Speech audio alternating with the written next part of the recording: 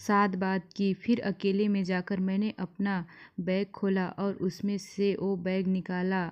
मैंने उसमें रखे पैसे निकाले। करीब 2 लाख रुपए उस बैग में थे। उसके अलावा एक पर्स। मैंने पर्स खोलकर देखना चाहा, लेकिन उतने में ही कोई बाहर से आवाज़ लगाने लगा, जिस कारण मैंने फिर से उसे बंद कर दिया। रक्षाबंधन पर मैंने अपनी बहनों को अच्छे से गिफ्ट दिया। साथ ही मैंने यह भी सोच लिया था कि उन पैसों का मैं क्या करने वाला हूँ। इस बारे में मैंने घर पर कुछ नहीं कहा, सिर्फ मन ही मैंने प्लान बना लिया था। पापा के एक लोन की किस्तें बाकी थी। मैंने उसमें से उन्हें बिना बताए 30,000 रुपये किस्त भर दी। बाकी पैसे को भी मैं ऐसे ही इस्तेमाल करने वाला था। मैं बस 3 दिन की छुट्टी पर आया था। वापस जॉब और पढ़ाई के लिए लौटने का समय आ गया था। मैं वापस ट्रेन में बैठ गया। इस बार मेरे बैग के साथ उसमें वो छोटा बैग भी था, जिसमें करीब 1,60,000 रुपये थे। एक बार मेरा पर्स चोरी होने के बाद अब मैं ज़्यादा सतर्क हो गया हूँ। मुझे नहीं लगता कि अब मैं ऐसा गलती दोबारा करूँगा। मैंने अपना हाथ बैग से हटाया ही नहीं, प्लेटफार्म पर नीचे उतरते हुए भी मैं बैग को अपने साथ लेकर गया। करीब आधा सफ़र हो गया था।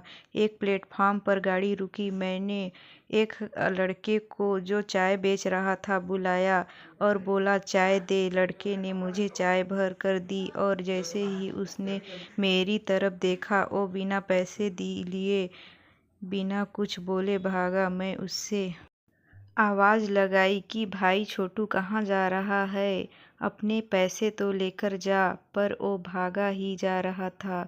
कुछ मिनट बाद वो दिखाई देना बंद हो गया। शायद प्लेटफार्म के बाहर किसी दुकान में गया था। ट्रेन का समय हुआ, हॉर्न बजा। धीरे धीरे गाड़ी प्लेटफार्म से निकलने लगी। तभी वो लड़का फिर से दौड़ता हुआ मेरी खिड़की पर आया। बोला, भाई अपना पर्स लो। उसने मेरे हाथ में मेरा पर्स दिया। वो वहीं रुक गया और ट्रेन ने धीरे धीरे स्पीड पकड़ ली। उसके चेहरे पर जो मुस्कान और संतोष था, वो मेरे कलेजे तक चला गया। मैंने अपना पर्स देखा। उसमें सब वैसा ही था। उतने ही रुपए थे, एक भी कम नहीं हुआ था। उस लड़के से कुछ पूछने का, कहने का समय ही नहीं मिला।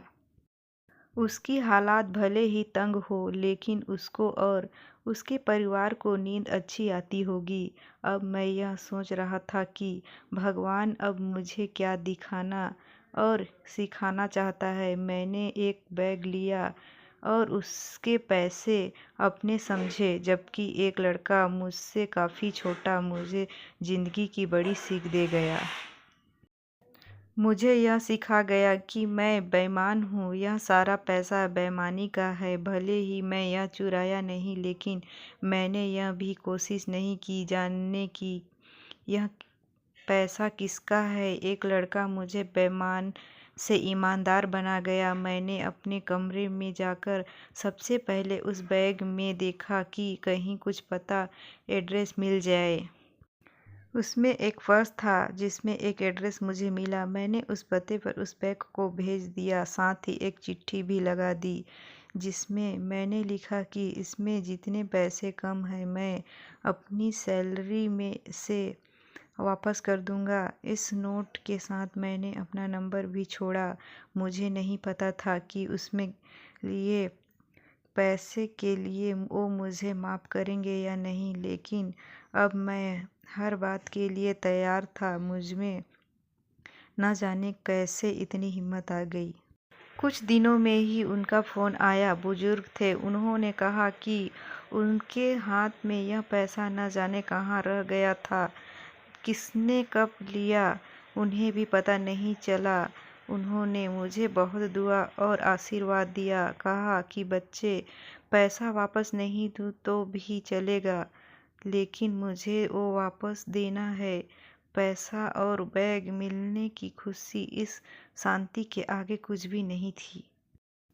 यह कुछ अलग ही थी। उस लड़के ने मेरी ज़िंदगी बदल दी। भगवान मुझे यह सीख देना चाहता था।